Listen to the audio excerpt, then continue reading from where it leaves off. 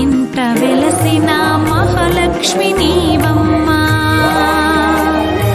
నీ సేవలను మేము సేతుమమ్మా. మా ఇంట వెలసిన మహాలక్ష్మి నీవమ్మా, నీ సేవలను మేము సేతుమమ్మా. పసుపు కుంకుమలతో నారికేళములతో, పసుపు కుంకుమలతో నారికేళములతో నీ పూజ ఘనముగా చేయుదము తులసమ్మ.